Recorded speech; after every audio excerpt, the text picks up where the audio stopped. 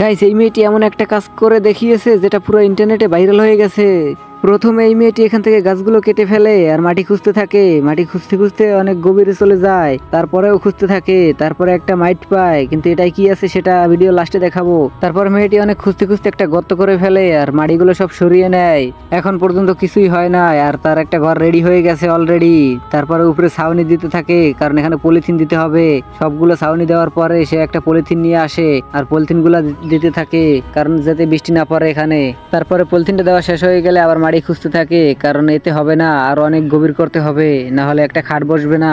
অবশেষে মাটি খোঁজ সব প্রায় শেষ। এবার দেখো গুপ্তধনের ভিতর কি আছে। আসলে গুপ্তধনের ভিতর কিছুই নেই, সেটা একটা চুলা বানানোর জন্য রেখেছে। আমি ভাবছিলাম ফার্স্টে গুপ্তধন, আপনারা কি ভাবছিলেন? তারপরে অনেকগুলো বাঁশ কাটে, বাঁশ কাটার পর বাঁশগুলো নিয়ে সে একটা বিছানা বানায়, কারণ এখানে রাতে থাকতে হবে। আর পলিথিনের নিচে সবুজ গাছ দিয়ে ভরে ফেলে, কারণ সূর্যের আলো সরাসরি গায়ে না পড়ে তাই। তারপরে সেই গুপ্তধনের ভিতরে আগুন জ্বালানোর চেষ্টা করে আর অবশেষে পেরেও যায়। তারপর সেখান থেকে লুডুস রান্না করে খেয়ে ফেলে আর সেখানেই শুয়ে পড়ে, কারণ রাতটা এখানেই কাটাতে হবে। সো গাইস, ভিডিওটা ভালো লাগলে লাইক সাবস্ক্রাইব তো করাই যায়।